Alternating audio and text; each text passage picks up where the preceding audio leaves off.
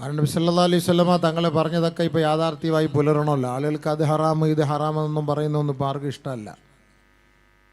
അബൂജഹലും അബൂ ലഹബും ഉത്തുബത്തും ഷെയ്ബത്തും ഒക്കെ അന്ന് ഇസ്ലാം മതം സ്വീകരിക്കുമായിരുന്നു. പക്ഷേ എന്താ കാരണം?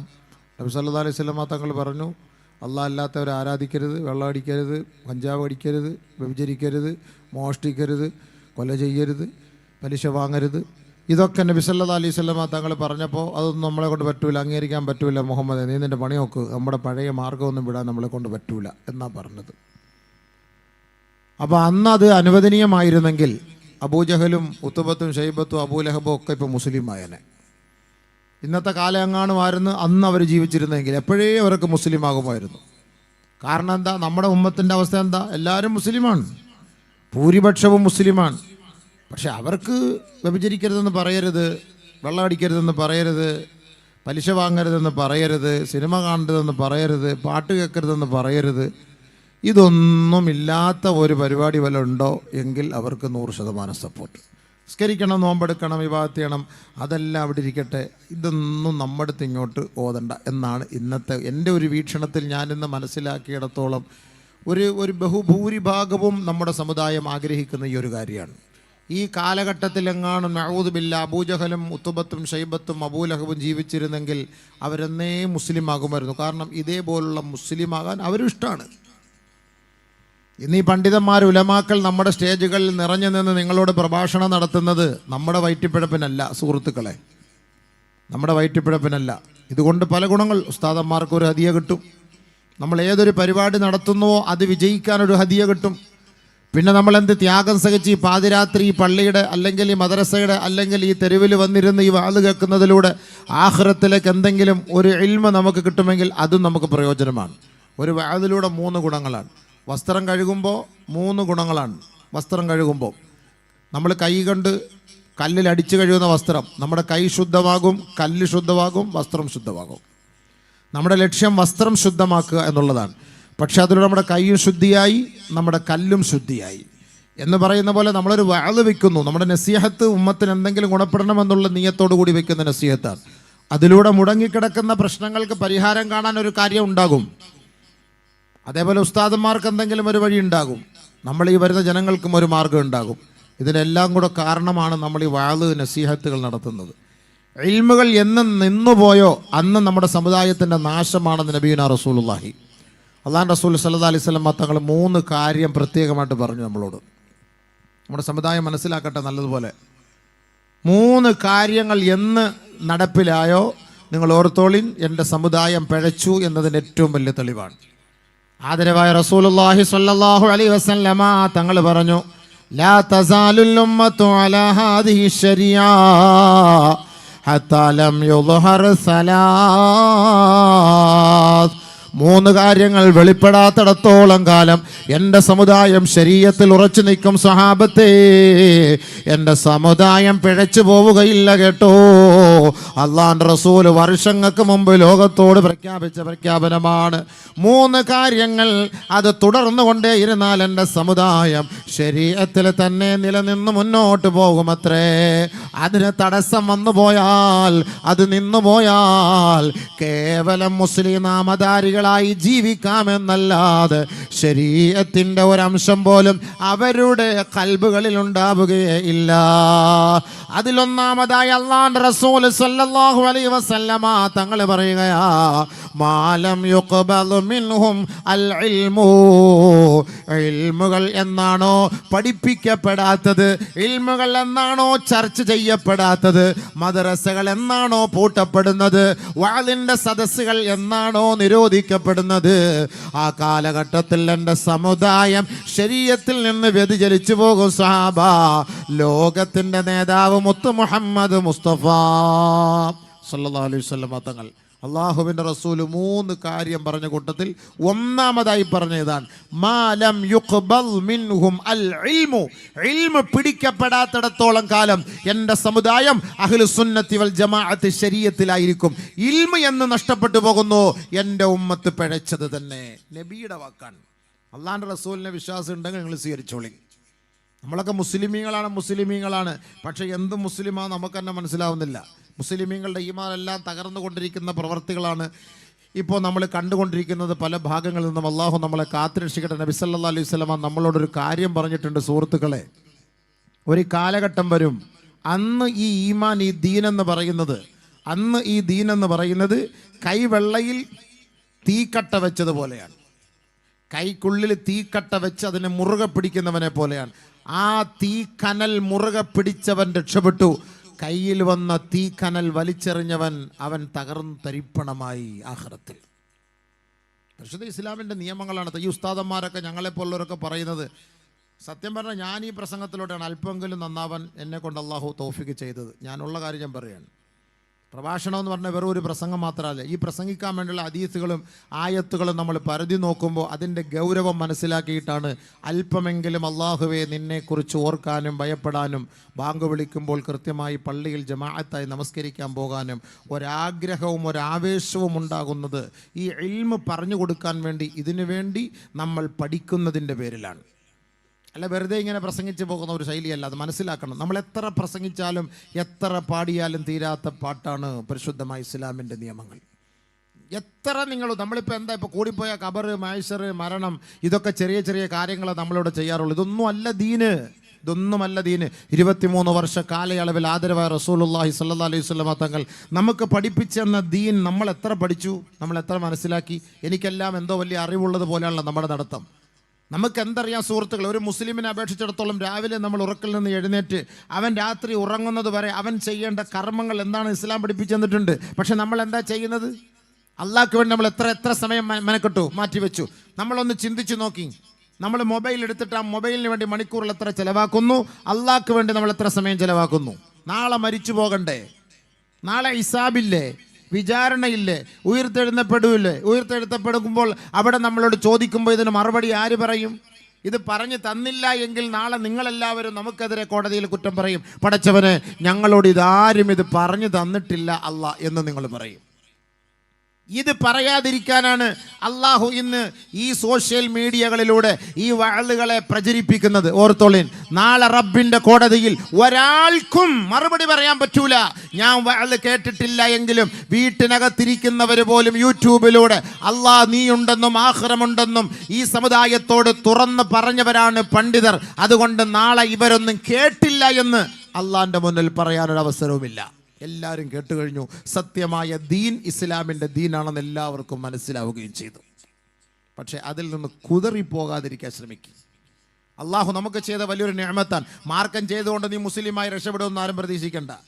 മാർക്കം ചെയ്യലതും ഇസ്ലാമിൻ്റെ ശരീഅത്തിൻ്റെ അടയാളമല്ല, ഇസ്ലാമിലേക്ക് പ്രവേശിക്കുന്നതിൻ്റെ അടയാളമൊന്നുമല്ല അത്. നീ മാർക്കം ചെയ്തില്ല എങ്കിൽ നിനക്ക് മുസ്ലിമാകാം. ഷഹാദത്ത് കലിമ ചൊല്ലലാണ് ഏറ്റവും വലിയ കാര്യം. അത് മുറുകെ പിടിക്കലാണ്. ഞാൻ അള്ളാഹുൽ വിശ്വസിക്കുന്നു എന്ന് പറഞ്ഞതുകൊണ്ട് കാര്യമായില്ല, ഞാൻ മുസ്ലിം എന്ന് പറഞ്ഞതുകൊണ്ട് കാര്യമായില്ല. എന്താണ് ഇസ്ലാമിൻ്റെ ക്വാളിറ്റി? എന്താണ് അതിൻ്റെ നിബന്ധനകൾ? എന്താണ് അത് നീ പാലിക്കുന്നുണ്ടോ? അത് ഞാൻ മാർക്കം ചെയ്തവനാണ് പറഞ്ഞിട്ട് കാര്യമില്ല. അതൊന്നുമല്ല ക്വാളിറ്റി. ജൂതന്മാർ മാർക്കം ചെയ്തിട്ടുണ്ട്, നസ്രാണികൾ മാർക്കം ചെയ്തിട്ടുണ്ട്, മുശ്രിക്കീങ്ങൾ മാർക്കം ചെയ്തിട്ടുണ്ട്. അവരെയൊക്കെ നമുക്ക് മുസ്ലിമീങ്ങളായിട്ട് അംഗീകരിക്കാൻ പറ്റുമോ? ഇല്ല. ഞാനൊരു മുസ്ലിമാണെന്നുള്ളതിൻ്റെ ക്വാളിറ്റി എന്താണ്? നീ ഒരു ഹാഫിൾ ആണെങ്കിൽ അതിൻ്റെ അർത്ഥം എന്താ? 30 ജുസ് അവൻ കാണാപാടി പഠിച്ചിരിക്കണം, അവനാണ് ഹാഫിള്. ആലിമാണെങ്കിൽ എന്താ? 8 വർഷം ശരീഅത്തിനെ കുറിച്ച് പഠിച്ച് സനത് വാങ്ങിയിരിക്കണം, അവനാണ് ആലിം. MBBS കാരെന്ന് പറഞ്ഞാൽ 5 വർഷം അതിനെക്കുറിച്ച് അവൻ പഠിച്ചിരിക്കണം, പ്രാക്ടീസ് ചെയ്തിരിക്കണം, അതാണ് അവൻ MBBS, ഒരു ഡോക്ടർ എന്നൊക്കെ പറയുന്നത്. വെറുതെ നോക്കിയിട്ടുള്ള ഡോക്ടർ എന്നും എഞ്ചിനീയർ എന്നൊന്നും പറയാൻ നമ്മളെ കൊണ്ട് കഴിയില്ല. വേണമെങ്കിൽ പറയാം, പക്ഷേ ആ ക്വാളിറ്റിയും ആ പഠിത്തവും അവർക്കില്ല എങ്കിൽ ഒരിക്കലും അവർക്കത് യോജിക്കൂല. നമ്മൾ മുസ്ലിമാണോ? നമ്മുടെ ക്വാളിറ്റി എന്താണ്? എന്താ നമ്മുടെ ക്വാളിറ്റി? ലോക ചരിത്രത്തിൽ പരിശുദ്ധമായ ശരീഅത്ത് പോലെ, ഇസ്ലാം പോലെ ഒരാദർശം ലോകത്തിൽ അള്ളാഹ്ക്ക് ഇഷ്ടമല്ല. അതാദ്യം ചിന്തിച്ചോളീൻ. ഇതിനെ മാത്രമാണ് അള്ളാഹ് അംഗീകരിക്കുന്നത്. അതുകൊണ്ടാണ് നമുക്ക് ഈ തീച്ചൂള, അതുകൊണ്ടാണ് നമുക്ക് ഈ പീഡനങ്ങൾ, അതുകൊണ്ടാണ് നമ്മൾ ഈ വേദനകൾ സഹിച്ചും പരിശുദ്ധമായി ശരീഅത്തിനെ മുറുകെ പിടിച്ചിരിക്കുന്നത്. പക്ഷേ ആ ശരീഅത്ത് ഒരു തീ കനൽ പോലെയായിരിക്കുന്ന ഒരു കാലഘട്ടം എടുത്തുകൊണ്ടിരിക്കുകയാണ്. നമ്മൾ കയ്യിൽ നിന്നത് ചൂട് പേടിച്ച് വലിച്ചെറിഞ്ഞാൽ നാളെ നരകത്തിലായിരിക്കും നമ്മളുടെ താവളം. അള്ളാഹു നമ്മളെ കാത്തുരക്ഷിക്കുമാറാകട്ടെ. അതുകൊണ്ട് ബഹുമാനമുള്ള സഹോദരങ്ങളെ, ഈ വഅള് നസീഹത്ത് എന്ന് പറയുന്നത് എന്തിനാണെന്ന് എൻ്റെ സമുദായം ആദ്യം ഒന്ന് മനസ്സിലാക്കണം. 3 കാര്യങ്ങളെക്കുറിച്ച് ഞാൻ പറഞ്ഞു. ഈ 3ഉം എനിക്ക് തോന്നുന്നു ഇന്ന് ഈ കാലഘട്ടത്തിൽ അത് യോജിച്ചിരിക്കുന്ന ഒരു കാലഘട്ടമാണ്. രണ്ടാമത് നബി തങ്ങൾ പറഞ്ഞു, വലദുൽ ഖനസ്, ജാരസന്താനങ്ങൾ അധികരിക്കുന്ന ഒരു കാലം വരുമെന്ന്. ജാരസന്താനങ്ങൾ അധികരിക്കുന്ന ഒരു കാലമുണ്ടാകും സഹാബത്തെ. ഇന്ന് ജാരസന്തതികൾ അധികരിച്ചു കൊണ്ടിരിക്കുക. അമ്മത്തൊട്ടിൽ എന്തിനാണ്? തിരുവനന്തപുരത്ത് അമ്മത്തൊട്ടിൽ എന്തിനാണ്? ജാരസന്താനങ്ങൾ. ഈ അടുത്ത സമയത്ത് തന്നെ നമ്മൾ 2 ദിവസം പത്രത്തിൽ കണ്ടതാണ്.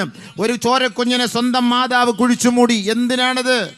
ജാരസന്തതികൾ അധികരിക്കുന്നു. അസലിയായ സന്താനമാണെങ്കിൽ കുഴിച്ചു മൂടേണ്ട ആവശ്യമില്ലല്ലോ.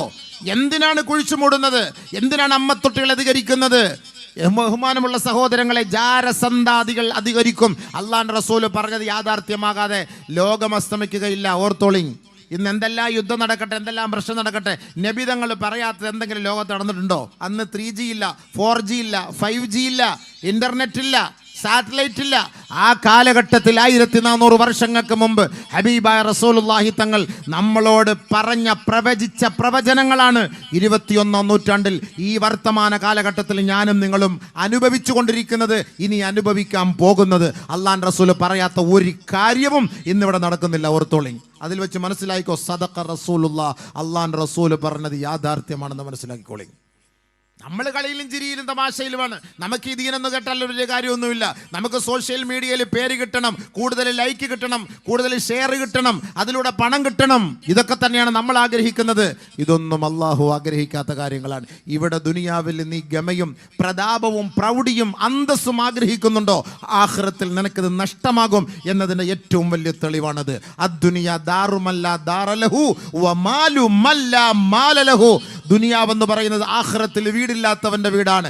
ആഖിറത്തിൽ സമ്പത്തില്ലാത്തവന്റെ സമ്പത്താണ് ദുനിയാവ് എന്ന് പരിശുദ്ധ പ്രവാചകൻ നമ്മളെ പഠിപ്പിക്കുമ്പോൾ അള്ളാഹുവിന്റെ റസൂൽ ശരീഅത്ത് എന്തെന്ന് നമുക്ക് നല്ലപോലെ പഠിപ്പിച്ചെന്നിട്ടാണ് ഇന്ന് മദീനയുടെ തിരുമുറ്റത്ത് കിടന്ന് ഉറങ്ങുന്നത്. ഓർത്തോളി.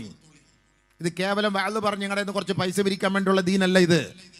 ഈ ശരീഅത്ത് നിങ്ങൾക്ക് പഠിപ്പിച്ചു തരുന്നത് ഈ മുസ്ലിമായ ഞാൻ മുസ്ലിമാണോ ഇല്ലയോ എന്ന് മനസ്സിലാക്കാനാണ്.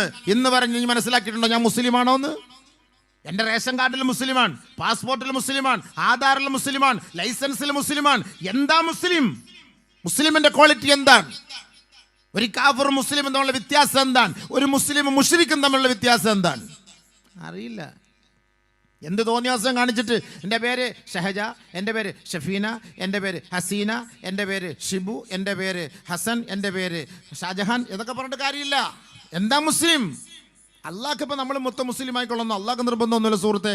നമ്മൾ നാളെ മരിച്ചു പോയാൽ നമുക്ക് രക്ഷ വേണോ ഇല്ലയോ? രക്ഷ വേണോ ഇല്ലയോ? അള്ളാഹുവിനോട് നമ്മൾ ദിവസം തോറും ചോദിക്കുന്ന ഒരു ദുആയുണ്ട്. ദിവസം തോറും അള്ളാഹുവിനോട് ചോദിക്കുന്ന ഒരു ദുആയുണ്ട്. ആ ദുആ എന്തെന്നറിയോ? ഏറ്റവും കൂടുതൽ സമയം അള്ളാഹുവിനോട് നമ്മൾ ചോദിക്കുന്നത് ദുആ, ഏറ്റവും കൂടുതൽ അള്ളാഹുവിലേക്ക് നമ്മൾ അടുക്കാൻ ഏറ്റവും വലിയ ഒരു മാധ്യമം ദുആയാണ്. പക്ഷെ അത് നമുക്ക് സമയമില്ല. 10 മിനിറ്റ് ദുആ ചെയ്ത ഇന്ന് 10 മിനിറ്റ് നമ്മുടെ ആവശ്യങ്ങൾ 15 മിനിറ്റ് ആവശ്യങ്ങൾ ദുആ ചെയ്തവരാരിലുണ്ടോ? 15 മിനിറ്റ് എൻ്റെ പ്രശ്നം പരിഹരിക്കണേ അല്ലാ, ഈ നാടിൻ്റെ പ്രശ്നം പരിഹരിക്കണേ അല്ലാ, ലോകത്തിൻ്റെ വിഷയം പരിഹരിക്കണേ അല്ലാന്ന് ഹൃദയസ്പൃക്കോടുകൂടി കൽബ് തുറന്ന് കണ്ണ് ഈറനണിഞ്ഞ് ഒരു 15 മിനിറ്റ് ദുആ ചെയ്ത് ആരെങ്കിലും സദസ്സിൽ ഉണ്ടോ? ഒന്ന് കൈപൊക്കുക. ആരിലുണ്ടോ? ഉള്ളവർ മാത്രം പൊക്കണം. ഞാൻ പല സദസ്സിൽ ചോദിച്ചു, ഒരു സദസ്സിലും ഇല്ല. 5 മിനിറ്റ് ദുആ ചെയ്തവരുണ്ടോ? ഇല്ല. ദുആ ചെയ്യാൻ നമുക്ക് സമയമില്ല. ഫലസ്തീനിലെ പ്രശ്നം വന്നപ്പോൾ എല്ലാവരും വലിയ ദുആയായിരുന്നു. കൊറോണ വന്നപ്പോൾ എല്ലാവരും വലിയ ദുആയായിരുന്നു. എവിടെ പോയി ദുആ? ഇപ്പം എവിടെയെങ്കിലും കേൾക്കുന്നുണ്ടോ ദുആ? ഫലസ്തീനെ കുറിച്ച് കേൾക്കുന്നുണ്ടോ? എവിടെയെങ്കിലും പശ്ചിമേഷ്യൻ സംഘർഷത്തെ കുറിച്ച് കേൾക്കുന്നുണ്ടോ? കുഞ്ഞുമക്കളൊക്കെ ആയിരക്കണക്കിന് മരിച്ചു പോയല്ലോ, എവിടെയെങ്കിലും അതിനെക്കുറിച്ച് കേൾക്കുന്നുണ്ടോ? ആരെങ്കിലും ഒക്കെ ദുആ ചെയ്യുന്നുണ്ടോ? 5 വഖത്ത് നിസ്കാരത്തിന് ശേഷം ഉസ്താദന്മാർ പഠിച്ചു വെച്ച ദുആ ഒന്ന് ചുമ്മാ പറയും. നമ്മൾ അതേപോലെ കോട്ട് വായിട്ടിട്ട് നമ്മളിങ്ങനെ ആമീൻ ആമീൻ എന്ന് പറയും. അതിൻ്റെ അർത്ഥം നമ്മൾ അറിയോ? അതെന്താ അർത്ഥം ഒന്ന് മനസ്സിലാക്കിയോ? എന്താണ് ദുആ എന്ന് നമുക്കറിയോ? തിരിഞ്ഞിട്ടില്ല സഹോദര, ഇല്ല സഹോദര. നമ്മൾ ഈ വാത് വെച്ചിട്ടൊന്നും 10,000 വർഷം ഒന്നും പറഞ്ഞിട്ടൊന്നും ഒരു പുണ്യവും നമുക്ക് ഇതുവരെ എത്തിയിട്ടില്ല. എന്താണ് ദുആ എന്ന് നമുക്ക് തിരിഞ്ഞിട്ടില്ല ഇതുവരെക്കും. ഞാൻ മുസ്ലിമാണെങ്കിൽ ഞാൻ മുസ്ലിമാണെന്നുള്ള സർട്ടിഫിക്കറ്റ് എന്താണ്? ഇല്ല, അറിയില്ല. ഉണ്ടോ നിങ്ങളുടെ കയ്യിൽ? ഞാൻ മുസ്ലിമാണെന്നുള്ള ആധാറുണ്ടോ? അള്ളാന്റെ ആധാറുണ്ടോ? ദുനിയാവിൻ്റെ നമുക്ക് വേണ്ട. ഞാൻ മുസ്ലിമാണ്. ഇന്നനി അന മിനൽ മുസ്ലിമീൻ. ഇബ്രാഹിം നബി പറഞ്ഞതുപോലെ മൂസ നബി പറഞ്ഞതുപോലെ, പ്രവാചകന്മാർ പറഞ്ഞതുപോലെ ഞാൻ മുസ്ലിമാണെന്ന് പറയാനുള്ള ക്വാളിറ്റി എന്താ ഉള്ളത് ക്വാളിറ്റി? നിസ്കരിച്ചിട്ടൊന്നും കാര്യമില്ല. എന്ത് നിസ്കാരം? നമ്മുടെ നിസ്കാരം ഒന്നും ശരിയല്ല. നമ്മൾ നിസ്കരിക്കുന്ന സമയത്ത് അവിടെ ചൊട്ടി കളിച്ചുകൊണ്ടിരിക്കും. വേണമെങ്കിൽ പള്ളിയിൽ ബാങ്ക് വിളിക്കും, നിസ്കാരത്തിൻ്റെ സദസ്സിൽ തൊട്ട് ഫ്രണ്ടിൽ ആളുകൾ ചായം കുടിച്ച് കളിച്ചുകൊണ്ടിരിക്കും. പള്ളിയിൽ ബാങ്ക് കൊടുക്കും, ഇഖാമത്ത് കൊടുക്കും. നിസ്കരിക്കാൻ ഒരു മുക്കറി ചായയും 2-3 കളവന്മാരും കുറച്ച് മുത്താലിബികളുണ്ടെങ്കിൽ മുത്താലിബികളും കാണും. ബാക്കിയുള്ള ചുറുചുറുക്കുള്ള ചെറുപ്പക്കാർ മൊത്തവും വെളിയിൽ കടയുടെ തിണ്ണയിൽ കളിച്ചുകൊണ്ടിരിക്കും. അണ്ടി കളിച്ചുകൊണ്ടിരിക്കും, ചീട്ട് കളിച്ചുകൊണ്ടിരിക്കും, അല്ലെങ്കിൽ വേറെ എന്താ ക്യാരൻസ എന്താ അതുപോലത്തുള്ള സാമാനങ്ങൾ കളിച്ചുകൊണ്ടിരിക്കും. ഇന്നത്തെ പുതിയ ശൈലിയാണ്. പള്ളിയിൽ നിസ്കാരം എന്തിനാണ്? നമുക്ക് വേണ്ടിയിട്ടാണ്. മുസ്ലിയാർക്കും ഖത്തീബുക്കും മോദീനും കുറെ മുത്തഅല്ലിമീങ്ങൾക്കും വേണ്ടി. ഞാൻ മുസ്ലിമാ പേര്. സുഹൃത്തെ മനസ്സിലാക്കണം, ഞാൻ വളരെ ഖേദത്തോടെ വിഷമത്തോടെ പറയാ, ഓരോ ദിവസവും യൂട്യൂബ് നോക്കുമ്പോൾ മുസ്ലിം പെണ്ണുങ്ങൾ മൊത്തം പാട്ടിലേക്ക് ഇറങ്ങി. ഞാനതുകൊണ്ടാണ് പറഞ്ഞത്, വയലല്ല നമുക്കിനി വലുത്, ഇനി പാട്ടും ഗാനമേളയാണ്. ഒരു ഗാനമേള വെക്കി, ഒരു പാട്ട് വെക്കി, ഒരു മുസ്ലിം പെണ്ണ് അവളുടെ ഔറത്ത് തുറന്ന് വിളിച്ച് അവർ പാടട്ടെ. അത് കാണാനും കേൾക്കാനുമാണ് നമ്മുടെ ആഗ്രഹം. നമ്മൾ തന്നെയാണ് ഇസ്ലാമിന്റെ ശത്രുക്കൾ, നമ്മൾ തന്നെയാണ് ദീനിന്റെ ശത്രുക്കൾ. ഇതിനെയൊക്കെ നിരോധിച്ചവരാണ് പരിശുദ്ധമായ ഖുർആൻ. പക്ഷെ ആര് പറയാൻ? ഞാനടക്കം, എന്നെ പോലുള്ള അടക്കമുള്ള പണ്ഡിതന്മാർ ഇത് യൂട്യൂബിലൂടെ നിങ്ങളുടെ മുന്നിൽ പറഞ്ഞാൽ നാളെ നമുക്കെതിരെ കമന്റിൽ 90% നാണം കെട്ട നമ്മുടെ കാക്കാമാരായിരിക്കും. പാട്ടിന് എന്താ കുഴപ്പം? മ്യൂസിക്കിന് എന്താ കുഴപ്പം? കണ്ട പെണ്ണുങ്ങളെ സമുദായത്തിന്റെ മുന്നിൽ, ജനങ്ങളുടെ മുന്നിൽ കൊണ്ടുവന്ന് പരസ്യമായിട്ട് നിർത്തിയിട്ട് പല പുരുഷന്മാരുടെ ഇടയിൽ ഡാൻസ് ആടാൻ നാണമില്ലാതെ, ഒരു നിലയ്ക്കും ഒരു പുളിപ്പില്ലാത്ത മാതാപിതാക്കൾ പ്രായപൂർത്തിയെത്തിയ പെൺകുട്ടികളെ തുറന്നുവിടാൻ അലാ തഗാറൂൻ അലാ തസ്തഹയൂൻ ആദരവായ അലിയാർ തങ്ങൾ ചോദിച്ചതാണ്. നാണമില്ലേ നിന്റെയൊക്കെ പെൺമക്കളെ ജനങ്ങളുടെ മുന്നിൽ അവർ കാണാൻ, അവരുടെ ഔറത്തുകൾ കാണാൻ തുറന്നുവിട്ട് ഡാൻസ് കളിപ്പിക്കാൻ നാണമില്ലേ? അലിയാർ തങ്ങളുടെ ചോദ്യമാണ്, അബൂബക്കറിന്റെ ചോദ്യമല്ല. അലാ തഗാറൂൻ അലാ തസ്തഹയൂൻ. നബി സല്ലല്ലാഹു അലൈഹി വസല്ലം തങ്ങളുടെ മരുമകനാണ്, നബി തങ്ങളുടെ എല്ലാമാണ്, സന്തത സഹചാരിയാണ്, 4ാം ഖലീഫയാണ്. അവരൊക്കെ ഈമാന്റെ ബോധമുള്ളവരാണ്. അവരൊക്കെ കഷ്ടപ്പെട്ടത് കൊണ്ടാണ് ഇന്ന് ഈ വള്ളിത്തുണ്ടിൽ അല്പസമയമെങ്കിലും അള്ളാന്റെ ദീനിന്റെ മാർഗത്തിൽ നമ്മൾ ഇവിടെ ഇരിക്കുന്നത്. ദുനിയാവിൽ ജീവിക്കണമെങ്കിൽ, അടിച്ചുപൊളി ജീവിക്കണമെങ്കിൽ എങ്ങനെയും ജീവിക്കാം, ഞങ്ങൾക്ക് ജീവിക്കാം. നമുക്കിപ്പോൾ ഈ താടിയും വെച്ച് ഈ സുന്നത്തും അനുസരിച്ച് ഈ വലിയ ഷാള് വിട്ട് തൊപ്പിയിട്ട് നടക്കേണ്ട കാര്യമില്ല. നമുക്കെന്താ ഒരു പെണ്ണിനെ കെട്ടിപ്പിടിക്കാൻ ആഗ്രഹമില്ലാത്തതുകൊണ്ടാ? നമുക്കെന്താ ഒരു പെണ്ണിനെ ചുംബിക്കാൻ കൊതിയില്ലാത്തത് കൊണ്ടോ? നമുക്കെന്താ വ്യഭിചരിക്കാൻ ആഗ്രഹമില്ലാത്തത് കൊണ്ടോ? അള്ളാഹുവിനെ പേടിച്ചിട്ടല്ല നമ്മൾ മാറ്റി നിർത്തുന്നു. എന്തിന്? ആഖിറത്തിൽ നമുക്ക് അള്ളാഹു അത് തരുമെന്നുള്ള വിശ്വാസത്തിന്റെ പേരിൽ. അതുകൊണ്ട് ഹലാലായതുകൊണ്ട് ജീവിക്കണമെന്ന് അള്ളാഹു റസൂലും പഠിപ്പിച്ച മാർഗത്തിലാണ് നമ്മൾ ഇങ്ങനെ ഈ ഒരു അവസ്ഥയിൽ. അള്ളാഹു നമ്മളെ ആലിമീങ്ങളാക്കുക നമ്മുടെ പവറല്ല, അള്ളാഹ് നമുക്ക് ചെയ്ത അനുഗ്രഹമാണ്. എന്തുകൊണ്ട്? ഈ വേഷമിട്ടുകൊണ്ടൊരു പെണ്ണിനെ നോക്കാൻ നമുക്ക് മടി വരുന്നു. ഈ വേഷമിട്ടുകൊണ്ടൊരു പെണ്ണിനെ കെട്ടിപ്പിടിക്കാൻ നമ്മുടെ മനസ്സ് അനുവദിക്കുന്നില്ല. ഈ വേഷമിട്ടുകൊണ്ടൊരു ഹറാമിന്റെ പ്രവർത്തിക്ക് പോകാൻ നമ്മുടെ മനസ്സ് അനുവദിക്കുന്നില്ല. അത് അള്ളാഹു നമ്മളോട് ചെയ്ത അനുഗ്രഹമാണ്. അതേപോലെ തന്നെയാണ് ഒരു മുസ്ലിം ആണെങ്കിൽ പരിശുദ്ധമായ റമളാൻ മാസത്തിൽ ഒരു ഹിന്ദുവിന്റെ ഹോട്ടലിൽ കയറി നീ ഒന്ന് തൊപ്പി വെച്ചൊന്ന് ഭക്ഷണം കഴിക്കാൻ പോ, ആ ഹിന്ദു സഹോദരൻ ചോദിക്കും, അല്ല സഹോദര നിനക്ക് നോമ്പില്ലേ? അല്ല എന്താ നിങ്ങളെന്താ നോമ്പ് പിടിക്കാത്ത? ഹിന്ദു സഹോദരൻ ചോദിക്കാണ്. അവനാ മഹത്വം അറിയാം, അവനാ മഹത്വം മനസ്സിലാക്കുന്നുണ്ട്. തലയിൽ തട്ടമിട്ട പെൺകുട്ടികൾ സ്കൂളുകളിൽ പോയി ബീഡി വലിക്കുന്നത് പിടിച്ചിട്ട് ചോദിച്ചു, നിങ്ങൾക്കിത് ഹലാലാണോ? നിങ്ങൾ ഈ കാണിക്കുന്നത് ശരിയാണോ? അത് കുഴപ്പമില്ല, ഞങ്ങളൊക്കെ ഇങ്ങനെയൊക്കെ എല്ലാം എന്താ പബ്ലിക്കായിട്ട് ഞങ്ങളിങ്ങനെ ലൈഫ് അടിച്ചു പൊളിക്കുന്നവരാണ്. അതിനും ഒരു സാക്ഷി ഈ തലയിൽ ഈ തട്ടവും ഈ ഹിജാബും ഈ പർദ്ദയും. ഇതൊക്കെ വീഡിയോയിൽ. പണ്ടൊക്കെ നമ്മൾ പ്രസംഗിക്കുമ്പോൾ നിങ്ങൾ വിചാരിക്കും വെറും തള്ളലാന്ന്. ഇപ്പം തള്ളാൻ പറ്റൂല. ഇപ്പം നമ്മൾക്ക് TV അങ്ങോട്ട് തുറന്ന് നമ്മുടെ ഈ യൂട്യൂബ് ഒന്ന് അങ്ങോട്ട് തള്ളിക്കൊടുക്കുമ്പോൾ ഈ ഉസ്താദന്മാർ പറഞ്ഞൊക്കെ അതിനകത്ത് മുന്നിൽ വരും. അതിന് തള്ളാൻ പറ്റൂല.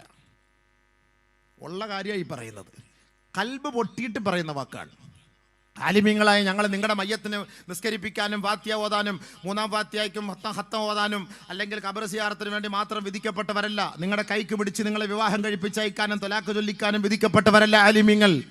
ഈ ആലിമീങ്ങൾ ഈ നന്മ നിങ്ങൾക്ക് പറഞ്ഞു തരുന്നത് ഞങ്ങളുടെ നന്മയ്ക്ക് വേണ്ടിയിട്ടല്ല, നിങ്ങളുടെ ഓരോരുത്തരുടെ നന്മയ്ക്ക് വേണ്ടിയിട്ടാണ്.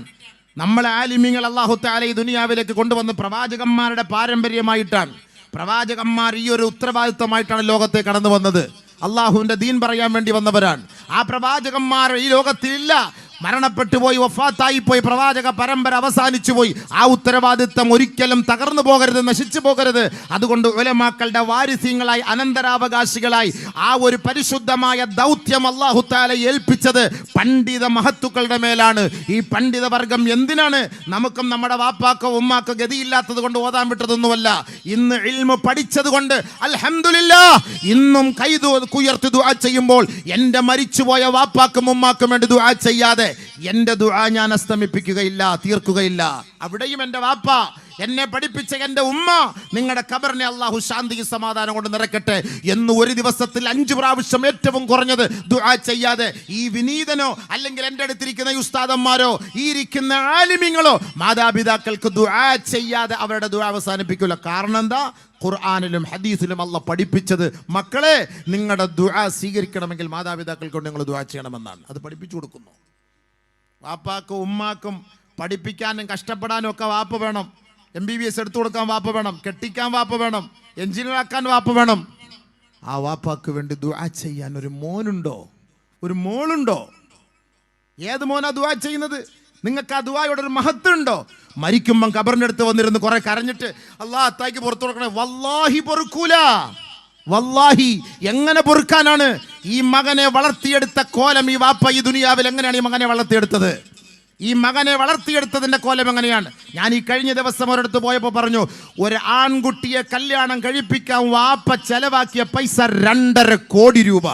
ആൺകുട്ടിയെ കല്യാണം കഴിപ്പിക്കാൻ അത്രയ്ക്കും ഏറ്റവും ടോപ്പ് സിംഗറിനെ കൊണ്ടുവന്ന് പാടിപ്പിച്ച്. മുസ്ലിങ്ങളാണ്, മറ്റുള്ളവരുടെ ചരിത്രം നമുക്ക് പറയണ്ട, മുസ്ലിങ്ങളാണ്, നമ്മുടെ കൗമാണ്, നമ്മുടെ പരിസരത്താണ്.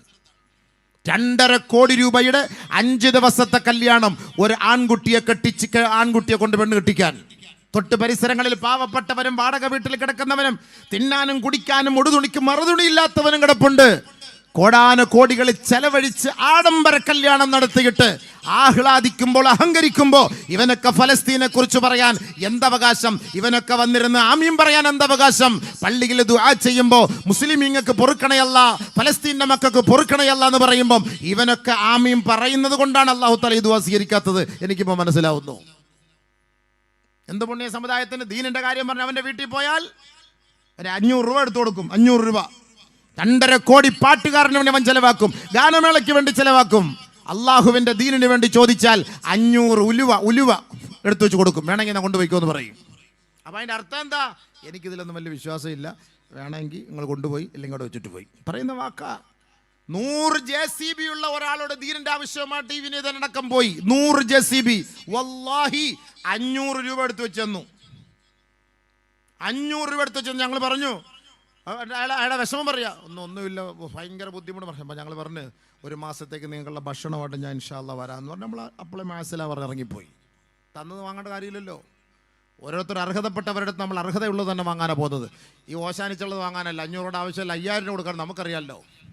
100 JCB കേരളത്തിൽ കിടന്നുകൊണ്ടാണ്. അറിയാലോ JCBയുടെ പൈസ എത്ര കിട്ടും നിങ്ങൾക്ക്? എൻ്റെ പൊന്നു സഹോദര, അപ്പോൾ ഇതിൻ്റെ അർത്ഥം എന്താ? ആഖിറത്തിൽ നമുക്ക് വിശ്വാസമില്ല. വല്ലാഹി ഞാൻ മനസ്സിലാക്കിയത് അങ്ങനെയാണ്. നമുക്ക് വിശ്വാസമൊന്നുമില്ല ആഖിറത്തിൽ. ഈ പാടാൻ പോകുന്ന പെണ്ണുങ്ങൾക്കും ഈ വാപ്പ ഉമ്മ ഒക്കെ ഇവരെ കൊണ്ട് റിയാലിറ്റി ഷോയ്ക്കൊക്കെ വിട്ടിങ്ങനെ പാടിച്ച് അവർ പറയുന്ന വേഷവും ധരിച്ചിട്ട് നെഞ്ചും കാണിച്ചിട്ട് കഴുത്തും കാണിച്ചിട്ട് കുണ്ടിയും കാണിച്ചിട്ട് ഇങ്ങനെ കിടന്നിങ്ങനെ പാടി തുള്ളി ചാടുമ്പം ബാക്കിയുള്ളവനൊക്കെ ഇരുന്നിങ്ങനെ രസിക്കുമ്പം വാപ്പാക്കും ഉമ്മാക്കും ഭയങ്കര സന്തോഷമാണ്. പറുതായി വിട്ട് ഈ തലയിൽ ഈ സാമാനം ഇട്ടിട്ട് ഇങ്ങനെ സന്തോഷിക്കുന്ന രംഗം, ഇത് നമ്മളെ കൊണ്ടൊന്നും ഇത് അംഗീകരിക്കാൻ പറ്റൂല. ഖുർആനെതിരാണ്, ഹദീസിനെതിരാണ്. ആലിമീങ്ങൾ പറയേണ്ട നമ്മുടെ ബാധ്യത. നിങ്ങൾ സ്വീകരിച്ചാലും നിങ്ങൾ ചീത്ത വിളിച്ചാലും നമുക്കൊരു പ്രശ്നവും ഇല്ല. മരിക്കണമെന്ന് ആഗ്രഹമുണ്ടോ? ആഗ്രഹമില്ല. മരിച്ചു കഴിഞ്ഞാൽ ജീവിതമുണ്ടെന്ന് ആഗ്രഹിക്കുന്നവരാണോ, വിശ്വസിക്കുന്നവരാണോ? വല്ലാഹി ഞാൻ ഈ പറയുന്നത് കേട്ടേ മതിയാവും. എല്ലാ ദിവസവും 17 പ്രാവശ്യം അല്ലാഹുവിനോട് നമ്മൾ ചോദിക്കുകയാണ്, ഇഹ്ദിന സിറാത്തൽ മുസ്തഖീം. അല്ലാഹ് ഹിദായത്ത് ഞങ്ങൾക്ക് കാണിച്ചു തരണമേ റബ്ബേ. സിറാത്തുൽ മുസ്തഖീമിലേക്ക് ഞങ്ങളെ നീ എത്തിക്കണമേ റബ്ബേ. നേരായ വഴിക്ക് വേണ്ടി ചോദിക്കുന്നവരാ.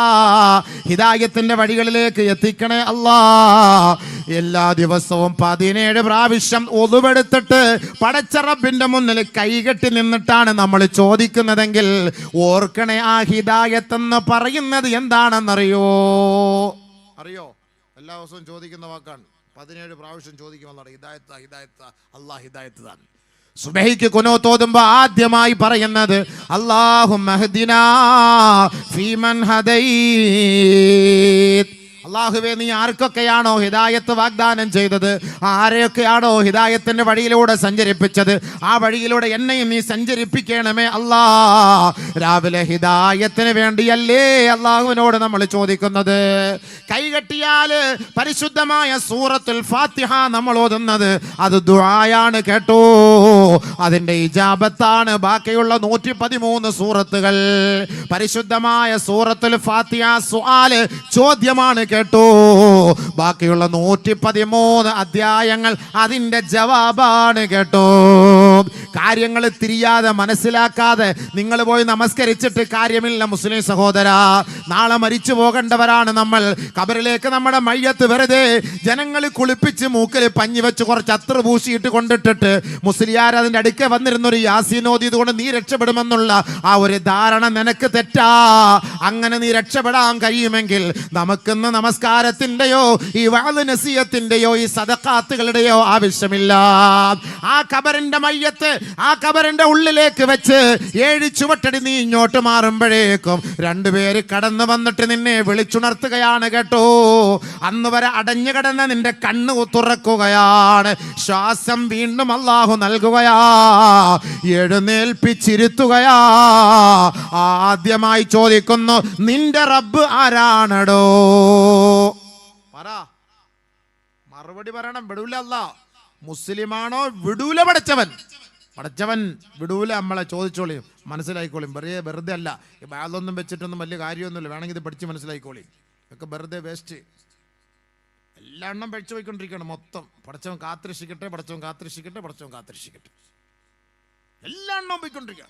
ഇഷ്ടം പോലെ മുസ്ലിം പെൺകുട്ടികൾ മൊത്തം പാട്ട്, കൂത്ത്, അതുമായി ബന്ധപ്പെട്ട് ഡാൻസ്. കല്യാണ വീടുകളിലൊക്കെ എന്താ, ഉസ്താദ് വന്ന് നിക്കാഹ് നടത്തി കൊടുക്കുന്നു. അല്ലാഹു ബാറക്, അല്ലാഹു അയ്യോ സൗജാൻ അയ്യത്തുഹു സൗജാൻ ബാറക്കല്ലാഹു ലക്കുമ. ഉസ്താദ് അടിവയറ്റിന്ന് ദുആ ചെയ്ത് തുടങ്ങുന്നത്. അടിവയറ്റിന്ന് ഇങ്ങനെ ദുആ കണ്ട ചൊല്ലക്കം കണ്ടു കഴിഞ്ഞാൽ ഇതെല്ലാം കൊണ്ട് അങ്ങോട്ട് കഴിഞ്ഞ് അപ്പുറത്തോട്ട് പോയിട്ട് മുസ്ലിയാരെല്ലാം പോയോ? എല്ലാവരും പോയോ? ഉസ്താദ് ഇരുന്ന കസേരയെ മാറ്റി, വെണ്ണുന്ന കസേരയെ മാറ്റി, എല്ലാവരും അതിനകത്തോടെ അടുത്ത പരിപാടിയായി.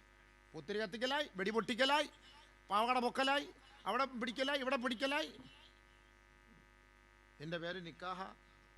നിക്കാഹ നടക്ക് ശരിയല്ലേ? നിങ്ങൾ എന്നെ ചീത്ത വിളിച്ചോളൂ, ഞാൻ കേട്ടോളാം. ഞാൻ കേട്ടോണ്ടിരിക്കുന്ന ആളെന്നും എനിക്കിതൊക്കെ പറഞ്ഞേ പറ്റുള്ളൂ അബീവേ. എനിക്കിതെല്ലാം കാണുമ്പോൾ എന്തോ ഒരു ഈ പ്രസംഗത്തോട് തന്നെ താല്പര്യമില്ലാതായി. വല്ലാഹി സത്യം, താല്പര്യമില്ലാതായി. എന്തിനു പ്രസംഗിക്കുന്നു? 30 വർഷമായി ഞാൻ പ്രസംഗിക്കാൻ തുടങ്ങിയിട്ട്. 30 വർഷമായി. ഈ 30 വർഷം കൊണ്ട് പ്രസംഗിക്കുന്നു. പ്രസംഗത്തിനെല്ലാം ആൾ കൂടുന്നു, എല്ലാം സംഭവം ശരി തന്നെ. ഇത് വീണ്ടും ഇത് കാണുമ്പോൾ നമുക്ക് സഹിക്കാൻ കഴിയുന്നില്ല. നമ്മളൊക്കെ ഇവർക്ക് വേണ്ടി ദുആ ചെയ്യല്ലേ? നിക്കാഹിൻ്റെ സദസ്സിൽ അല്ലാഹുവേ നീ അവർക്ക് 2 പേർക്ക് ഐശ്വര്യം കൊടുക്കണേ, ബർക്കത്ത് ചെയ്യണേ. ആ വാപ്പാക്കും ഉമ്മാക്കും ബർക്കത്ത് ചെയ്യണേ. ആ ഭാര്യയും ഭർത്താവിനും ബർക്കത്ത് ചെയ്യണേ. ആ നവവധുവിനും വരണം നീ ബർക്കത്ത് ചെയ്യണേ. ഈ വാപ്പാക്കും ഉമ്മാക്കും താല്പര്യമില്ലല്ലോ ഈ മക്കളെ ഇങ്ങനെ പഠിപ്പിക്കുന്നത്. വാപ്പാക്കും ഉമ്മാക്കെങ്കിലും താല്പര്യം വേണ്ടേ? മക്കളെ ഇതൊന്നും ശരിയല്ല, ഇതൊന്നും വേണ്ട. ഇസ്ലാമികപരമായിട്ടൊരു നിക്കാഹ് നിങ്ങൾ നടത്തണേ, അള്ളാഹ്ക്ക് പൊരുത്തമുള്ളത് നടത്തണേ. അതിന്റെ അർത്ഥം എന്താ? അല്ലാഹ് ഇല്ല. പലസ്തീനിലെ യുദ്ധം നടന്നപ്പോ തിരുവനന്തപുരം ജില്ലയിലെ ഒരു വലിയ പള്ളിയിൽ നിന്നൊരു സഹോദരൻ ചോദിച്ചാണ്, ഉസ്താദേ അല്ലാഹു ഇസ്രായേലികളോടൊപ്പമാണ് ഉസ്താദേ, നമ്മളോടൊപ്പം ഇല്ല ഉസ്താദേ. എന്റെ നേരിട്ട് കേട്ട വാക്കാൻ വെറുതെ പറയല്ല. അല്ലാഹു മുസ്ലിങ്ങളോടല്ല ഉസ്താദേ. ഞാനൊരു തിരുവനന്തപുരം ജില്ല വലിയൊരു പള്ളിയിൽ ജോലി ചെയ്തു. അവിടെ ഒരു സഹോദരൻ പടച്ചവൻ ഇല്ല ഉസ്താദേ. എൻ്റെ മുഖത്ത് നോക്കി പറഞ്ഞാണ് കാരണം അയാളെ ദുആ സ്വീകരിക്കുന്നില്ല. മുഴുക്കൂടിയനാ, എങ്ങനെ ദുആ സ്വീകരിക്കും? നിങ്ങൾ പറയും. പച്ചക്കറി കച്ചവടം ചെയ്ത് തോറ്റ് തൊപ്പിയടിച്ച് ഭയങ്കര പ്രശ്നങ്ങളാണ്. കടങ്ങളാണ്, രക്ഷയില്ല. എന്നോട് പറയാണ്, ഉസ്താദെ അല്ലാഹ് ഇല്ല, പടച്ചോനൊന്നുമില്ല, മുസ്ലിമാണ്. അള്ളാഹു കാത്തിരക്ഷിക്കട്ടെ. ഇങ്ങനെയുള്ള വാക്കല്ലേ നമ്മുടെ വാക്ക്. നമ്മൾ ദുആ ചെയ്തിട്ട് സ്വീകരിക്കുന്നില്ല. നമ്മൾ പറഞ്ഞ വാക്കെന്താ? എത്ര മുസ്ലിങ്ങൾ പറയുന്നറിയോ? ചുമ്മാടെ ഇവിടെ ദുആ ചെയ്തു, ഈ ദുആയ്ക്ക് വല്ല ഇജാബത്തുണ്ടോ? ഓ ആ ദുആ 1000 രൂപ കൊടുക്കുമ്പോൾ ഉസ്താദ് ദുആ ചെയ്യും, അത് വലിയ ഗുണമൊന്നുമില്ല. ഞാനതുകൊണ്ട് ദുആ എന്താന്ന് പറഞ്ഞുതരാൻ കേട്ടോളി. നമുക്ക് ഇതിനോടൊന്നും വലിയ വിശ്വാസമൊന്നുമില്ല, നമുക്കിതിനോട് വിശ്വാസമില്ല ബീവി. അതതിൻ്റെ അർത്ഥം എന്താണ് ദുആ? നമ്മൾ അള്ളാഹുവിനോട് 17 പ്രാവശ്യം ചോദിക്കുന്ന ചോദ്യത്തിന് മറുപടി എവിടെയാണ്? ഇഹ്ദിനസ് സിറാത്തൽ മുസ്തഖീം, ഇഹ്ദിനസ് സിറാത്തൽ മുസ്തഖീം, ഇഹ്ദിനസ് സിറാത്തൽ മുസ്തഖീം. നമസ്കാരം എന്ന് പറയുന്നത് ദുആയാണ് കേട്ടോ. ഒരു മയ്യത്തിന് വേണ്ടി നമസ്കരിപ്പിക്കുന്ന നമസ്കാരത്തിൻ്റെ പേര് അത് ദുആയാണ്, അദ്ദേഹത്തിന് വേണ്ടിയുള്ള ശഫാഅത്താ. എങ്കിൽ ബഹുമാനമുള്ളവരെ, ദുആ എന്ന് പറയുന്നത് 2 രീതിയിലാണ്. ഒന്ന് ദുആഉൽ ഇബാദ, 2 ദുആഉൽ മസ്അല. ഒരാളെ ഇബാദത്ത് ചെയ്യുന്നതിലൂടെ അദ്ദേഹത്തിൻ്റെ ആഗ്രഹങ്ങൾ അള്ളാഹു സഫലമാക്കി കൊടുക്കുമത്രേ. 2 ദുആ ചെയ്ത് കാര്യങ്ങൾ നേടിയെടുക്കലാണ്. അതിന് ലിസാനുൽ മഖാൽ എന്ന് പറയാറുണ്ട്. മറിച്ച് ഇബാദത്തിലൂടെ കാര്യങ്ങൾ നേടിത്തരുന്നതിന് ലിസാനുൽ ഹാൽ എന്നാണ് പറയപ്പെടുക. ഒരാൾ സാലിഹായ അമൽ ചെയ്തുകൊണ്ടിരിക്കെ അവൻ്റെ ആവശ്യങ്ങളെല്ലാം അള്ളാഹു ഓട്ടോമാറ്റിക്കായി പൂർത്തീകരിച്ചു കൊടുക്കും കേട്ടോ. അള്ളാഹു അങ്ങനെ പൂർത്തീകരിച്ചു തന്നില്ലായിരുന്നുവെങ്കിൽ ഇന്ന് നമുക്ക് ഈ ആരോഗ്യം എവിടെ നിന്നാ ലഭിച്ചത്? ഇന്ന് നമ്മൾ വയറ് നിറച്ച് ഭക്ഷണം കഴിക്കുന്നത് എവിടെ നിന്നാണ്?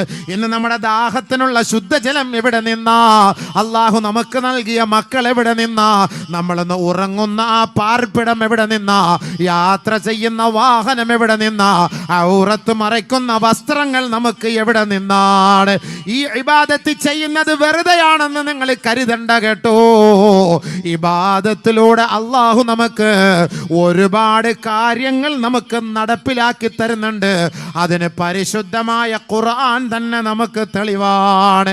ഇഹ്ദിനസ് സിറാത്തൽ മുസ്തഖീം, നേരായ മാർഗത്തിലൂടെ ഞങ്ങളെ സഞ്ചരിപ്പിക്കണേ അല്ലാ എന്ന് ഇഖ്ലാസോടുകൂടിയാണ് നമസ്കാരത്തിൽ നീ ചോദിക്കുന്നതെങ്കിൽ അല്ലാഹു റബ്ബുൽ ഇസ്സത്തിന് അതിന് മറുപടിയായി 113 സൂറത്തുകളിലൂടെ അല്ലാഹു അതിന് മറുപടി നൽകുകയാണ്. ഏതാണ് സിറാത്തുൽ മുസ്തഖീം? ഏതാണ് യഥാർത്ഥ പാത? ഏതാണ് യാഥാർത്ഥ്യത്തിൻ്റെ വഴി? ഏതാണ് സത്യത്തിൻ്റെ പാത? എ ഗ്രൂപ്പുകാരൻ പറയുന്നു ഞങ്ങളാണ് സത്യത്തിൻ്റെ വഴി, ബി ഗ്രൂപ്പുകാരൻ പറയുന്നു ഞങ്ങളാണ്, സി കാരൻ പറയുന്നു ഞങ്ങളാണ്, ഡി പറയുന്നു നിങ്ങളെല്ലാം പിഴച്ച് ഞങ്ങൾ മാത്രമാണ്. എൻ്റെ പൊന്നു സഹോദരാ, ഇതൊക്കെ എനിക്കും നിങ്ങൾക്കും മൈക്ക് കിട്ടിയാ പറയാം. പക്ഷേ ഇതൊക്കെ നിയന്ത്രിക്കുന്ന ജഗത്തിൻ്റെ ഉടമസ്ഥനായ അല്ലാഹ്, അവനല്ലാതെ മറ്റാർക്കും അതിന്റെ യാഥാർത്ഥ്യം അറിയില്ല. അതുകൊണ്ട് അവൻ ഒരു പ്രവാചകനിലൂടെ നമുക്ക് പഠിപ്പിച്ചു തന്നിട്ടുണ്ട്. സത്യത്തിന്റെ വഴി ഏതെന്ന് ആ പ്രവാചകന്റെ നാവിലൂടെ നിങ്ങൾക്ക് വെളിപ്പെടുത്തി തന്നിട്ടുണ്ടല്ലോ. ആ വഴികൾ അത് ഞാൻ ഉറപ്പ് നൽകുന്നു എന്ന് അള്ളാഹു പോലും നമ്മളെ അറിയിച്ചിരിക്കെ ഇഹ്ദിനസ് സിറാത്തൽ മുസ്തഖീം, നേരായ മാർഗത്തിലൂടെ ഞങ്ങളെ നീ കൊണ്ടുപോണേ അല്ലാ എന്ന് 1 പ്രാവശ്യമല്ല 2 പ്രാവശ്യമല്ല ദിനേന 17 പ്രാവശ്യം അല്ലാഹയോടാണ് ചോദിക്കുന്നത്. അതിന് അല്ലാഹു നൽകുന്ന മറുപടി എന്തെന്നറിയോ? ഞാനും നിങ്ങളുമല്ല മറുപടി നൽകേണ്ടത്, ഉസ്താദന്മാരല്ല മറുപടി നൽകേണ്ടത്. അല്ലാഹ് നിന്നോട് ചോദിക്കുന്ന ചോദ്യത്തിന് നീ തന്നെ മറുപടി നൽകണേ അല്ലാ. ഒരുപാട് വഴികൾ ജനങ്ങൾ പറയുന്നു അതാണ് യഥാർത്ഥ വഴി, ഇതാണ് യഥാർത്ഥ വഴി. ഏതാണ് യഥാർത്ഥ വഴി എന്നറിയില്ല റബ്ബേ. എങ്കിലും നാദാ നിന്നോട് ഞങ്ങൾ ചോദിക്കുകയാണ്, നേരായ വഴികളിലൂടെ ഞങ്ങളെ നീ സഞ്ചരിപ്പിക്കണേ റബ്ബേ. അല്ല മറുപടി പറയട്ടെ, അല്ല മറുപടി പറയട്ടെ. നബി തങ്ങളുടെ നാവിലൂടെ നേരായ മാർഗത്തെക്കുറിച്ച് അല്ലാഹു തന്നെ നമുക്ക് പഠിപ്പിച്ചു തരികയാണ്. ബുദ്ധിയുള്ളവരാണ് നമ്മൾ, അറിവുള്ളവരാണ് നമ്മൾ. അറിവ് കുറഞ്ഞു പോയോ? ആലിമീങ്ങളെ വിളിച്ചിരുത്തി വാളിന്റെ സദസ്സുണ്ടാക്കിയിട്ട് ഉസ്താദേ എന്താണ് ഹിദായത്തിന്റെ വഴി? നമ്മൾ അല്ലാഹുവിനോട് ചോദിക്കുന്ന നേരായ മാർഗം ഏതാ? അതൊന്ന് അറിയിച്ചു തരൂ.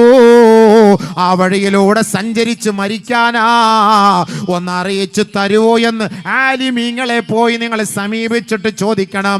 എന്നാലേ മനസ്സിലാക്കാൻ കഴിയുകയുള്ളൂ. ഗ്രൂപ്പ് കളിയല്ല ഇത്, ആഖിറത്തിന്റെ കളിയാണിത്. ചെറിയ കളിയല്ല ഇത്. മരിക്കുന്നത് വരെ നിന്റെ തോന്നിയവാസം നടക്കും. മരിച്ചു കഴിഞ്ഞാൽ നിന്റെ കോലം വേറെയാ, നിന്റെ രീതി വേറെയാ, നിന്റെ ശൈലി വേറെയാ. വേറെയാ, നിന്റെ സംഭവ വികാസങ്ങളൊക്കെ വേറെയാ. ഇന്ന് കണ്ടതുപോലുള്ള സൃഷ്ടികളെയല്ല 6 അടി മണ്ണ് മുതൽ നീ കാണാൻ പോകുന്നത്.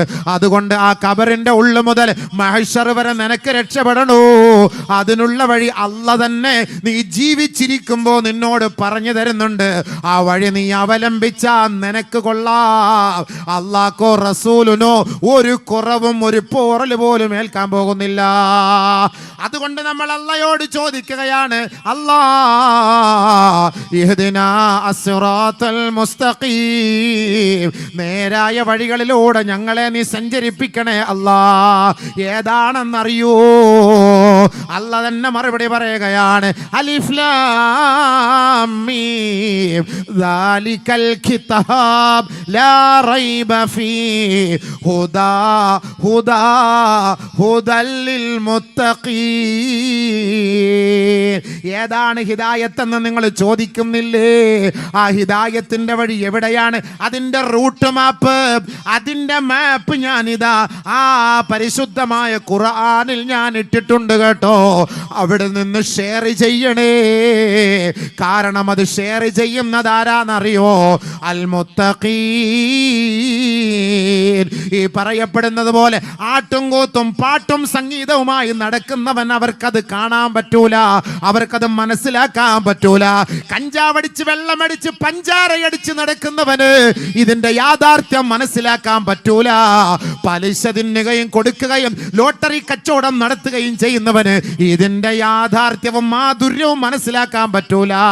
പിന്നെ മനസ്സിലാക്കാൻ പറ്റുന്നവരാരെന്നറിയോ? അൽ മുത്തഖീൻ. അത് മുത്തഖീങ്ങളാ, അത് മുത്തഖീങ്ങളാ, അത് മുത്തഖീങ്ങളാണ്. ആരാണ് മുത്തഖീങ്ങൾ? ആരാണ്? എങ്ങനെ നമുക്ക് മനസ്സിലാക്കാൻ കഴിയുമെന്നാണ് നമ്മുടെ അടുത്ത ചോദ്യം. അല്ലാ, നീ തന്നെ അതിന് മറുപടി പറയണേ. പടച്ചവൻ തന്നെ മറുപടി പറയുകയാ. അല്ലദീന, ആ മുത്തഖീങ്ങൾ ആരെന്നറിയോ? യുഅ്മിനൂന ബിൽ ഗൈബ് വയുഖീമൂന സ്വലാ വമിമ്മാ റസഖ്നാഹും യുൻഫിഖൂൻ. 3 ക്വാളിറ്റി അല്ല പറയുകയാണ്. മുത്തഖീങ്ങളെ, നിങ്ങളുടെ 3 ക്വാളിറ്റി അബൂബക്കർ അല്ല പറയുന്നത്, റസൂലുള്ള തങ്ങളല്ല പറയുന്നത്. ഏതൊരു റബ്ബിന് വേണ്ടിയാണോ നാം ജീവിക്കുന്നത്, മരിക്കുന്നത്, നമസ്കരിക്കുന്നത്, ആ റബ്ബ് തന്നെ പറയുകയാ. മുത്തഖീങ്ങളുടെ 3 ക്വാളിറ്റി ഏതെന്നറിയോ? ഒന്ന്, ആഖിറത്തെ കുറിച്ച് അവർ വിശ്വസിക്കുന്നവരാണ്, അദൃശ്യത്തെ കുറിച്ച് വിശ്വസിക്കുന്നവരാണ്. പല ഫിലിം സ്റ്റാറുകൾ നമസ്കാരമുള്ളവരാണ്. ഒരുപക്ഷെ നിങ്ങൾ പറയും, അല്ലോ അദ്ദേഹം 5 നേരം നമസ്കരിക്കുന്ന ഒരു ഫിലിം സ്റ്റാറാണ്, ഒരു സിനിമാ നടനാണ്. പറഞ്ഞിട്ട് കാര്യമില്ല. ആ നമസ്കാരക്കാരനായ സിനിമാ നടനോട് പോയിട്ട് ചില മീഡിയക്കാർ ചോദിക്കുകയാണ്, നിങ്ങൾ നമസ്കരിച്ചിട്ട് പരലോകത്തിൽ നിങ്ങൾക്ക് വിശ്വാസമുണ്ടോ? അദ്ദേഹം പറയുന്നു, ഇല്ല ഇല്ല, പരലോകത്തിൽ എനിക്ക് തീരെ വിശ്വാസമില്ല. പോയില്ലേ? നമസ്കരിക്കുന്നത് എന്തിനാ? സദഖ ചെയ്യുന്നത് എന്തിനാ? ഖുർആൻ ഓതുന്നത് എന്തിനാ? ഒന്നാമത്തെ ക്വാളിറ്റി മുസ്ലിമേ, നീ മുസ്ലിമാണെന്നുള്ളതിന്റെ ക്വാളിറ്റി അല്ലദീന യുഅ്മിനൂന ബിൽ ഗൈബ്, അദൃശ്യ ലോകത്തെ കുറിച്ചുള്ള വിശ്വാസം നിന്റെ ഖൽബിൽ വേണം കേട്ടോ. ഒന്ന്, നമ്പർ 1. ഉണ്ടോ? ഉണ്ടോ? ഉണ്ടോ? മാഫി ആർക്കും ഇല്ല. മയ്യത്ത് കാട്ടി പോയിട്ട് വാള് പറഞ്ഞ പോലെ ആയിപ്പോയി. ഞാൻ മയ്യത്തുകാർക്ക് പോയി സലാം പറഞ്ഞതുപോലെ ആയിപ്പോയി. അസ്സലാമു അലൈക്കും ദാറ ഖൗമി മുഅ്മിനീൻ എന്ന മയ്യത്തുങ്കര പള്ളിയുടെ ഫ്രണ്ടിൽ പോയിരുന്ന് പറഞ്ഞ ആരെല്ലാം മടക്കുന്ന കേൾക്കാൻ പറ്റുമോ? പറ്റുമോ? ഇല്ല. ഇതിപ്പോൾ മയ്യത്ത് കാട്ടി പോയിട്ട് ഞാൻ വാള് പറഞ്ഞ പോലെ ആയിപ്പോയി. ആഖിറത്തിൽ വിശ്വാസം ഉണ്ടോ ചോദിച്ചാൽ മറുപടി പറയാ ബീവേ.